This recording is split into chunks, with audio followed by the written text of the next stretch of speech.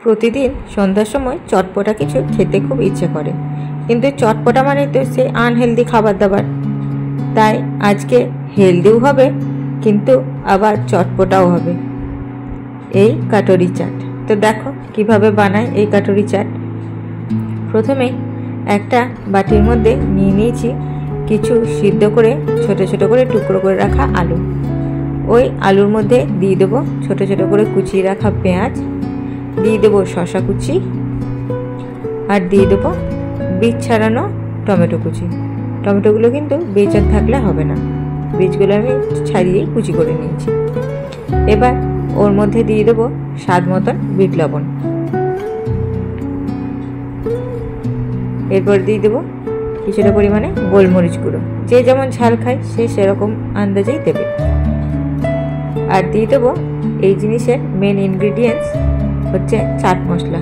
চাট মশলা একটু বেশি করে দিয়েছি যাতে এটা খেতে খুব চটপটা হয়। এবার সবগুলোকে একসঙ্গে খুব ভালোভাবে মাখিয়ে নেব।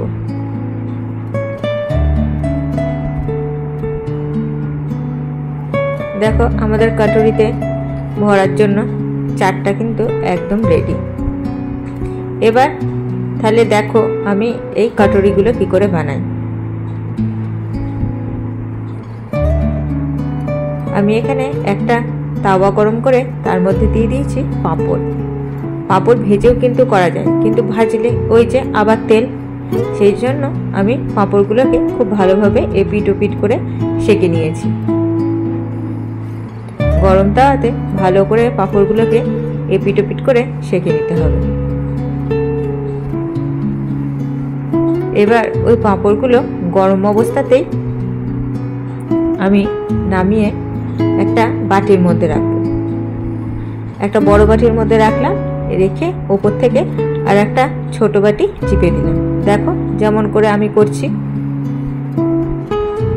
আমাকে এখানে বাটিগুলো করার জন্য আমার মা হেল্প করে দিয়েছে, কারণ এক হাতে ক্যামেরা ধরে আর এক হাতে বাটিগুলো তৈরি করা যেত না। দেখো আমাদের বাটিগুলো কত সুন্দর তৈরি হয়ে গেছে। এইভাবেই আমি সমস্ত বাটিগুলো তৈরি করে নেব। এতে দেখতেও লোভনীয় হবে আর খেতে তো ভালো হবেই। তাহলে দেখো পাঁপড় এরকমভাবে গরম তাওয়ার মধ্যে উল্টে পাল্টে ভালো করে সেঁকে, যখন পাঁপড় গরম গরমই থাকবে তখন একটু নরম থাকে, সেই টাইমে আমাদেরকে বড় বাটিটার মধ্যে ছোট বাটিটা বসিয়ে খুব ভালো করে কাটুরিগুলো বানিয়ে নিতে হবে। দেখো আমাদের সমস্ত কাটুরি কিংবা বাটি যাই বলো সেগুলো সব রেডি হয়ে গেছে। এরপরে যে আগে থেকে চাটটা আমি বানিয়ে রেখেছিলাম আলু, পেঁয়াজ, টমেটো আর শসা দিয়ে, সেগুলো এবার এই কাটুরি মধ্যে আমি ভরে দিলাম।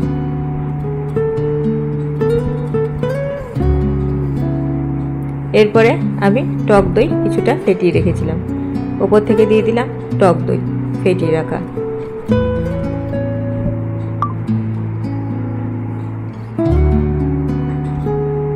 সবগুলোর মধ্যে আমি টক দই দিয়ে দেবো।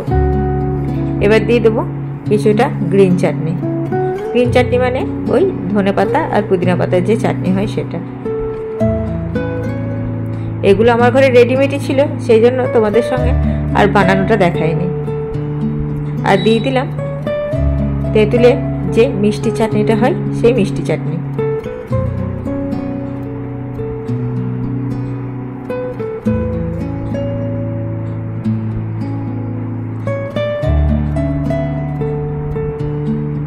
এবার ওর মধ্যে দিয়ে দেবো একটু একটু করে চাট মশলা।